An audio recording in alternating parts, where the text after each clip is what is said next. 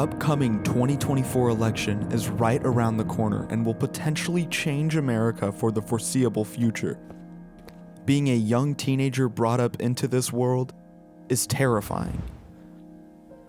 With our two likely candidates being the man who won't show up for his debates going against the guy incapable of getting off of a bicycle, the question is asked, what's the difference when it comes to this election?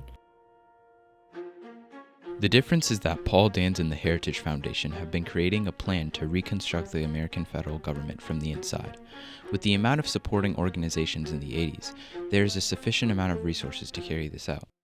The name of this movement is called Project 2025 and is essentially a blueprint for whoever the conservative president is to reroute the foundation of the government, and people are going nuts. I gotta be honest, this is terrifying. This is where all the heinous and frankly disturbing policy proposals live. Project 2025 aims to overhaul the entire U.S. government from the inside out. Groundwork to turn our government into a Trumpist nightmare. This might really be the most important election in your lifetime, and that is because of Project 2025.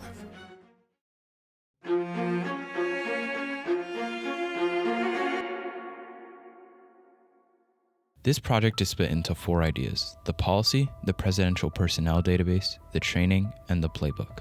The policy, also known as the Mandate for Leadership, is a 900-page book of policies that are designed to completely change the American government as we know it.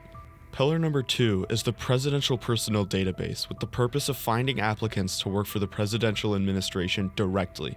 The third pillar is the training.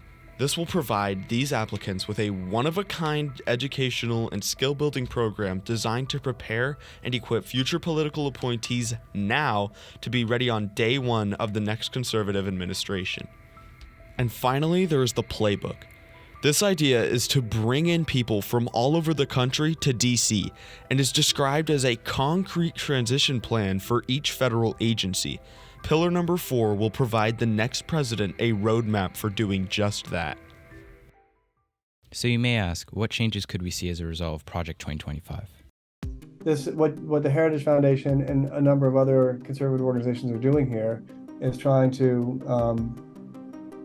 put nails in the coffin of democracy, to stop democracy, altogether, once and for all. Almost every one of these conservative think tanks would like to get rid of public education and replace it with entirely private education, for instance.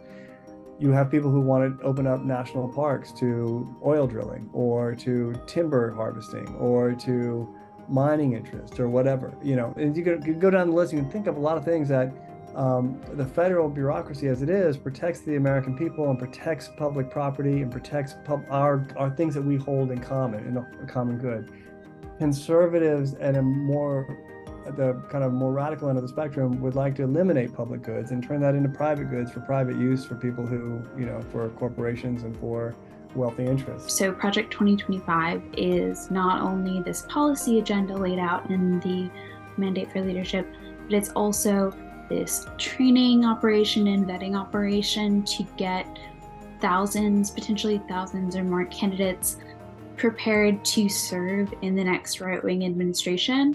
There's a lot of focus on this concept of nuclear families, so clear demands to roll back LGBTQ plus rights, roll back any kind of healthcare choices for women or people who are capable of becoming pregnant. There's a lot of focus on ensuring that businesses and government can discriminate against people. Republicans win the presidency, then it's an enormous threat to democracy, and it's a historic one. It's one that we've never seen anything like it before. It's one that would fundamentally alter the course of American political history and American political institutions, and that's not an overstatement. It's in their own documents. This is what we would be faced with. It would be a very grave situation and a challenge for democracy that we have not confronted. Some of the policies in the Mandate for Leadership say that President Trump's Schedule F must be reinstituted to bring success to these reforms.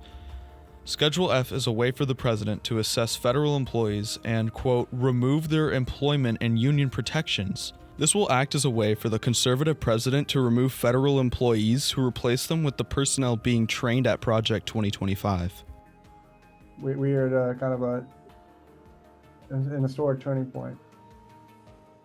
So as the 2024 election gets closer and closer, Project 2025 has the ability to change America forever.